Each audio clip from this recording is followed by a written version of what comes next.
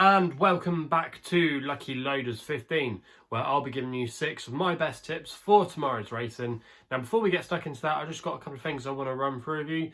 First of all, if you haven't done so already, please make sure you listen to the latest In the Saddle podcast. We've got 2 episodes for you to listen to, which preview this weekend's racing. The first episode is looking at the domestic action here in the UK.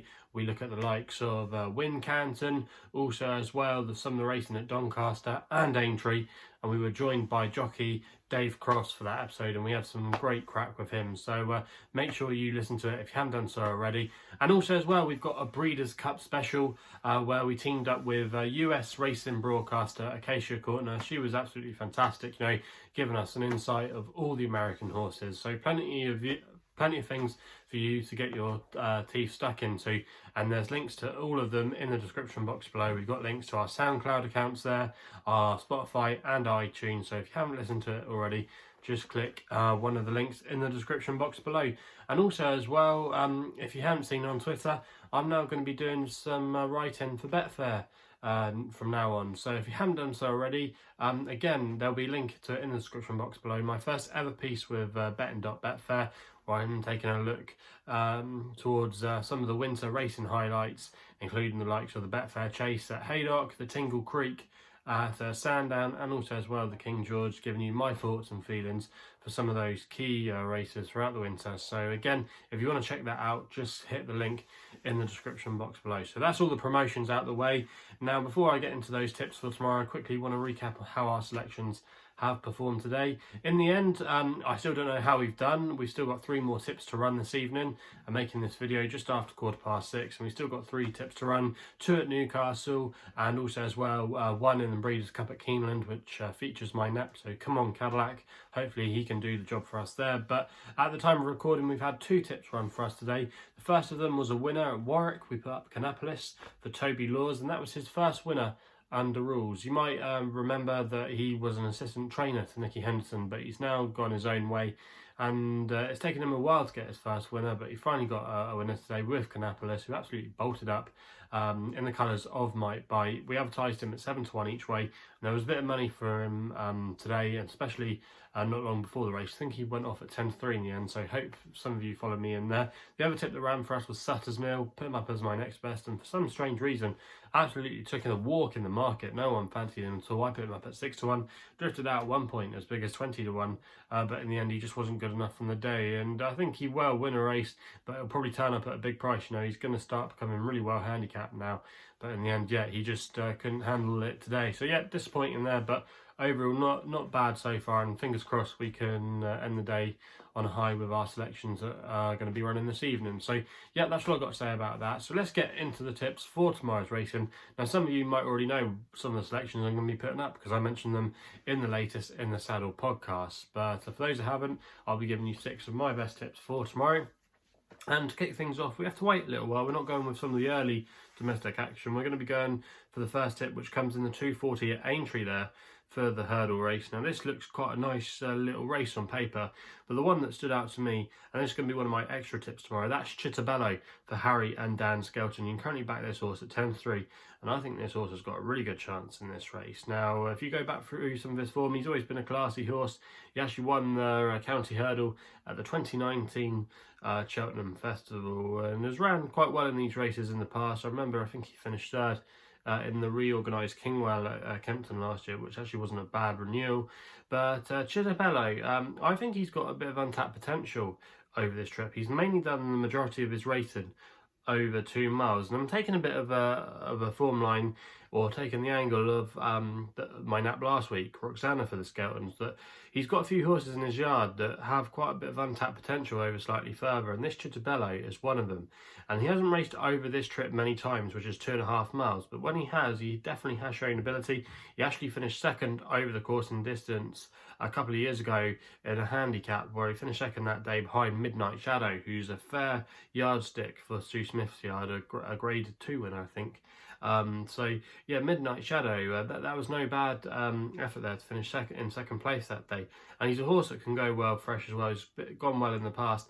And I just thought a few of these might need the run, and Chittobello's going to be getting some weight from some of his rivals tomorrow against the likes of Somerville Boy, Call Me Lord, so he's quite well treated at the weights. And Skelton's team have been in absolutely red hot form. They've really gotten together the last few weeks after what was quite a quiet summer by their standards. But like I've said on a few platforms that I'm involved in, Dan Skelton said that he's preferring quality over quantity this year. Obviously, in the last couple of years, he's been rolling out winners in the summer, but this Chittobello, I think, has got a good chance in this race tomorrow. And with them in red hot form, and they tend to do well at this track as well, I think 10-3 is a very good price back Chittobello tomorrow. And if I was pricing this race up, I would make him favourite. So that's going to be the tip there. We then don't have to wait too long for the nap. Now, I don't normally put many naps up at this price, but I think it is a good thing in this race tomorrow. And it's going to be in the Elite Hurdle, the Grade 2, 3 o'clock at Wincanton. And that's Sceau Royale for Daryl Jacob and Alan King in the colours of Simon Munir and Isaac Swade. You can currently back this horse at even money. Now, when we put this horse up on the In the Saddle podcast earlier in the week, it was 9-2, but the race has cut up because Goshen, who would have probably been favourite for this race, but he might have drifted out, was actually withdrawn at the final deck stage yesterday. So the race has cut up quite a bit, and also as well, Someone was quite prominent in the bet, and he went. But Sceau Royale, we always knew he was going to come here. He likes good ground. He won this race before back in 2016 when he's a 4-year-old. He's 8 years old now, but he feels like he's been around a long time. Been a classy chaser, but it's definitely got untapped potential still potential to come over hurdles. He won the Welsh Champion hurdle last time out when he was a big price that day. It wasn't a bad renewal of that race as well. He beat a few nice types in there like Milkwood, Ballyandine, who was a fair yardstick in the 2 mile hurdle last year. So Sceau Royale, I think there's a lot to like about him. Not too many dangers. He's going to be getting the weight from Solo, getting £3. I think it might be tough for Solo first time out. And to be honest, Diego de Charmel, I think his limitations, we know where they lie. And also as well, Master Debonair, the Tizard horses haven't been in particularly good form late. So I thought really there wasn't too much to worry about his chances tomorrow. And I think if he replicates that performance last time at Foss Lass, he'd be good enough to take this. And for me, he's going to be my bet of the day and my nap. So not an original selection there. But like I said, I just think he's the most likely winner of the race, and he would be my bank bet of the day. We then go for an extra trip to Doncaster for the November handicap. Now, if you've already listened to the In the Saddle podcast, most of you probably know what I'm going to put up, and that is Sam Cooke for Rob Hornby and Rafe Beckett. You can currently back this horse at 6-1, and that price is currently available with William Hill. They're going to be offering 5 places on this race. Now, this horse, Sam Cooke, is a horse that I've always had a lot of time for. I remember actually when he won at Chester a couple of years ago, or it was actually last year, at the main meeting there, and he absolutely bolted up on soft ground. And I always thought he was going to be a horse to keep an eye on in handicaps later on down the line in soft ground, but for some unknown reason, I think he had a little bit of a setback, and we never saw him again until this year when he ran at the July Festival at Newmarket, and he ran not too bad that day. I think he was favourite when he was sent off in that race, but he ran a credible 5th place where the ground probably wasn't soft enough for him. He then went to Ascot and he bumped into a horse of Charlie Fellows called Jeremiah. The pair were 5 lengths clear that day of the rest of the field. That was a class 2 handicap, and again the ground probably wasn't up to his optimum for him, whereas tomorrow I think he's got a good chance in this race. Now he's going to be running off a mark of 95, and I think he's still got a few pounds in hands to play with the handicap here. I think he is 100 rated plus horse, and it's interesting as well that Rafe Beckett's continued to persist with him this season.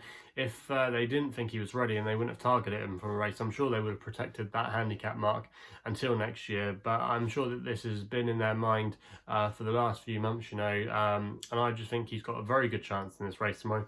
And I just think he's a very obvious type, and I just think with the extra places on offer with multiple firms, I would be disappointed if he isn't in the first 4 or 5. So yeah, Sam Cooke tomorrow, I think he's got solid credentials, and I think he'll go really close to winning this November handicap, which is in the 3:15 at Doncaster. Going to be one of my extra tips of the day, and I'm quite sweet on his chances. We then go with another extra tip, which runs in the 3:35 at Wincanton in what they now call the Badger Beers instead of the Badger Ales Chase.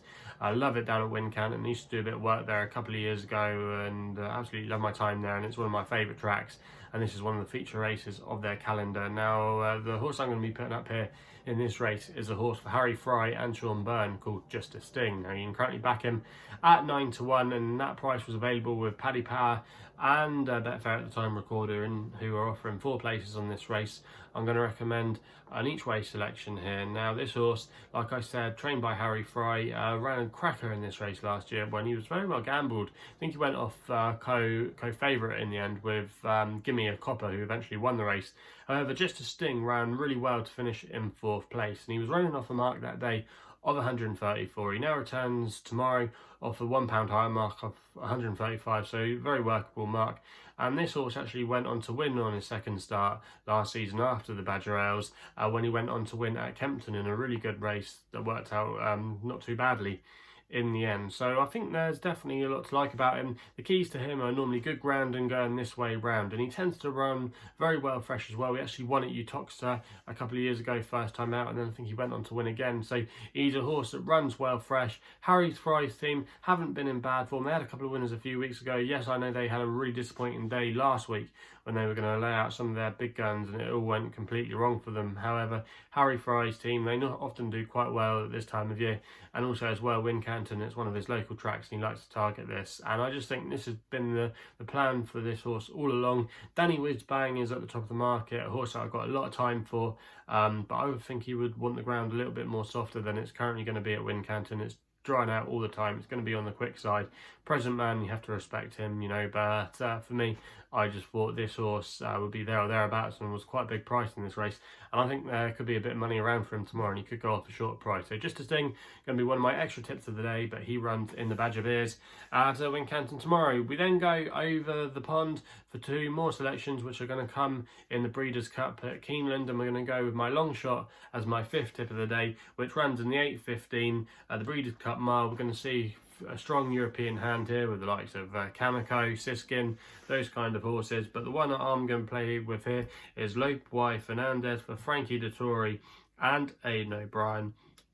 Now, this horse, I think running at Keeneland is really going to suit it, and especially as well the style of American racing. Now, if you look back through some of his form this year, he finished 3rd in the Irish Hours and Guineas, and that's the only time he's ever tried a mile. Ever since then, they dropped him back in trip over 6-7 furlongs, and if you look at some of his results, he finished 2nd to Pinatubo. Also as well, he ran another good race. I think he finished in 3rd in one of the Group 1s out there. He ran some really good races, and he was always very eye-catching doing his best work late on. You know, I think he'll want a good speed, a good clip to aim at, and that's what he's going to get in this race tomorrow. And I think he can make a late run, and Frankie Dettori has got a good draw to work with tomorrow, and Frankie again is another positive in my opinion. I know Ryan Moore obviously is seen as Ballydoyle's #1 rider, but a lot of you will know my thoughts on him, that I just think he hasn't been at the top of his game the last couple of years. Yes, he is still a very capable jockey and very good on his day. However, I just think in the last couple of years, he hasn't always been on the right Ballydoyle horse, and some of the 2nd and 3rd strings, like we've seen in these big races, have come up trumps, and St Mark's Basilica was an example a couple of weeks ago. So yeah, Frankie Dettori, I think he'll get a really good tune out of Lope Fernandez tomorrow. Got, like I said, a good draw to work with, and I think stepping up in trip on the best surface as well, put a line through his last run on Champions Day on soft ground. He doesn't like soft ground, so this is going to be more as gravy, I think. And at 18-1, I think he's a big price here. Again, you can get 4 places on offer with Paddy and Betfair, and that's where I'll be having my money tomorrow, 18-1 each way. And I think he's got a great chance of being there or thereabouts, and we'll know come the end if it was a good result there. Then we then go with my next best for the day, which runs in the Breeders' Cup turf, the 9:33, and I really fancy the chances of Mogul here. This is going to be my next best of the day for Pierre Charles Bordeaux. and Aidan O'Brien. Now, obviously, a lot of you guys watching my videos are going to be here in the UK. However, if you're watching from the US and you don't know who Pierre-Charles Bourdeaux is, he's one of the hottest properties around in Europe, one of the best jockeys, absolutely leading the way in the French Jockeys Championship, and has had an unbelievable year. And this season he's picked up quite a few good outside rides from some of the European horses, and this is one horse that he rode last time to victory when he rode Mogul in the Grand Prix de Paris, and he absolutely bolted up, and we saw a completely different side to him. The form of that race didn't work out too badly because In Swoop and also as well Golden Trip both ran a cracker in the arc to make the frame there, and even if you go down the pecking order, the horse I think finished in 9th place, won a race at Chantilly today, a listed race, so the form has worked out not too badly from that race. And again, he's just a horse I think has taken a little while to come to the fore. Obviously had a big reputation at the beginning of the season, but in the last couple of runs we've really seen what everybody was talking about, and I think it's a good thing as well he missed the arc. And if you know the Aidan O'Brien team and all his sons, Doncaster and Joseph, they didn't run at the arc because of the contaminated feed.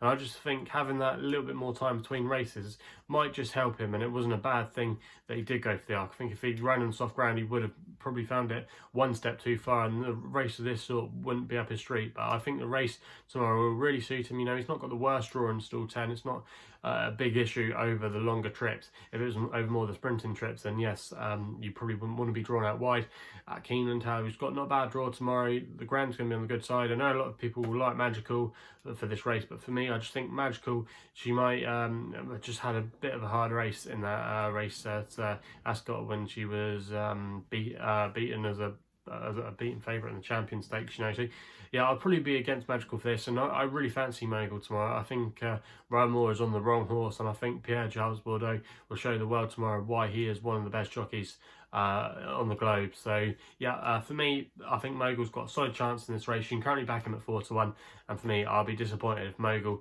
can't take another step forward. So yeah, that's going to be my next best of the day, and fingers crossed we can end the day on a high. So I'll quickly just run through our tips tomorrow. Well, my first tip of the day is an extra selection in the 240 at Aintree, Chittabello 10-3 win only bet. The nap of the day runs in the elite hurdle at Wincanton, Sceau Royale even money shot win only bet. In the 315 at Doncaster, we go with Sam Cooke 6-1 each way, 5 places William Hill. We then go to another extra tip in the Badger Bears, the 335 Wincanton, just a sting 9-1 each way, 4 places Sky Bet, oh no, not Sky Bet, Betfair and Paddy Power. And then we go to across the pond to the Breeders' Cup for the long shot of the day, 8.15 Lope by Fernandez, 18-1 each way, 4 places Paddy Power and Betfair. And then in the 9.33 at Keeneland, the Breeders' Cup turf is the next best, Mogul 4-1, and that is the next best of the day as a win-only bet. So they're the 6 tips for tomorrow's racing. If you haven't done so already, please make sure you give us a thumbs up to like the videos, and give me a subscribe here by just hitting the subscribe button down below. Also as well, if you want to follow me on Twitter, you can do, where my handle is at LuckyLoader15. And if you want to find out a little bit more about myself, my website is www.chrisloaderracing.co.uk. So please gamble responsibly. Hopefully we can have some winners tomorrow, and we'll be seeing you soon.